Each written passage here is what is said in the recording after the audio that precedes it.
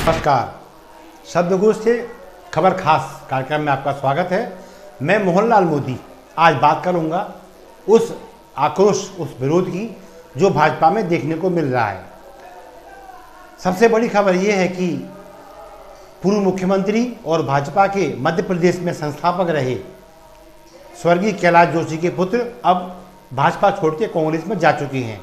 उनका आरोप था कि पार्टी में अब आयातित नेताओं की कदर ज़्यादा है, इसलिए जो पुरातन पारंपरिक भाजपा नेता हैं, जन्मजात भाजपाई हैं, उनके लिए अब यहाँ ज़मीन तंग पड़ने लगी है। ये बागली क्षेत्र, हाटपीपल्या क्षेत्र, खातेगांव, देवास जिला, ये मालवा क्षेत्र से लगा हुआ, मालवा में ही इसकी शामिल आती है। तो ये सुर विरोध का इन तक सीमित है ऐसा नहीं है। इंदौर के एक और भाजपा के कद्दावर नेता हैं सत्यनारायण सत्तन, आप भी ये कहते हैं कि हाँ, ये बात सही है कि जो भाजपा में बाहर के लोग आ रहे हैं, जिनसे भाजपा की संस्कृति मेल नहीं खाती, वो अब यहाँ पर बेचैनी का माहौल बढ़ा रहे हैं और पार्टी के शीर्ष नेताओं द्वारा उनको तवज्जो दिया जाना अब पुरातन भाजपाइयों को उपेक्षित कर रहा है। यहीं से कहना चाहिए इंदौर और बदनावर के बीच में अपनी कहना चाहिए राजनीति करते रहे भंवर सिंह शेखावत। इनका भी सीधा सीधा नजला उन्हीं नए भाजपाइयों पर है जो 2020 में कांग्रेस छोड़कर यहाँ आए और उनके चलते अब इन्हें भी टिकट के लाले पड़ने लगे हैं और ऐसा मानकर बैठे हैं कि आने वाले विधानसभा चुनाव में भी इन्हें किसी सीट से टिकट मिलना मुश्किल लग रहा है। तो ये यहाँ से भी बगावती शोर है। तो ये हो गए आपके मालवा क्षेत्र के लोग। अब आते हैं थोड़ा सा बिंद क्षेत्र में।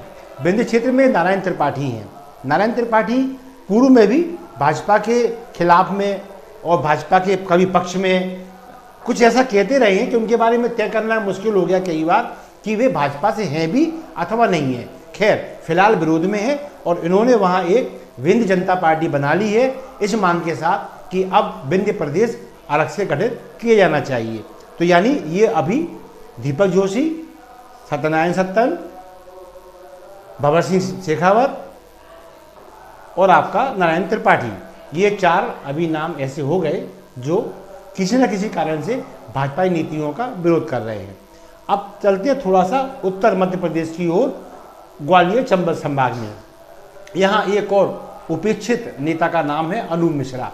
अनूप मिश्रा के बारे में कहने की आवश्यकता नहीं है। वे स्वर्गीय प्रधानमंत्री जो पूर्व रहे अटल बिहारी वाजपेयी, उनके भांजे हैं और कैबिनेट में आप मंत्री रहे मध्य प्रदेश की में, लेकिन इस वक्त उनका नाम राजनीति में कभी कभार आ जाता है किसी प्रसंगवश, तो बात अलग है, वरना अब ये मानो बीते कल की बात हो गई है। लेकिन अब इनका गुस्सा भी फूटा है और ये भी कहने लगी हैं कि अब भाजपा में स्थिति दम घुटने जैसी है।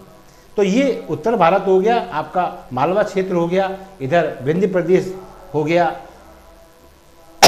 अब बात करें भोपाल की, क्योंकि भोपाल मध्य प्रदेश का हृदय है, यहाँ राजधानी है। तो राजधानी में भी ऐसा नहीं कह सकते कि सब जगह शांति व्याप्त है, यहाँ भी कोलाहल है और ये कोलाहल रघुनंदन शर्मा के माध्यम से सामने आया है। अब ये नाम कोई ऐसे नेता का नहीं है जो कल का नेता हो। रघुनंदन भी बहुत कहना चाहिए बड़ी पीढ़ी के नेता हैं और आपने कुशाभाऊ ठाकरे, कैलाश जोशी, आपका मध्य प्रदेश में जो बड़े नेता थे राजमाता सिंधिया, इनके साथ में आपने काम किया है। और ऐसे रघुनंदन शर्मा भी अब ये कहने के लिए बाध्य हो गए हैं कि मध्य प्रदेश भाजपा की स्थिति 5 पांडवों वाली द्रौपदी जैसी दिखाई देती है। तो अब ये जो बात चल रही है ये लगभग अब सभी इलाके इसने अपनी चपेट में ले लिए हैं और अब बात आती है कि इसमें अधिकांश विरोध किस पर ब्राह्मणों की ओर से क्यों आ रहे हैं।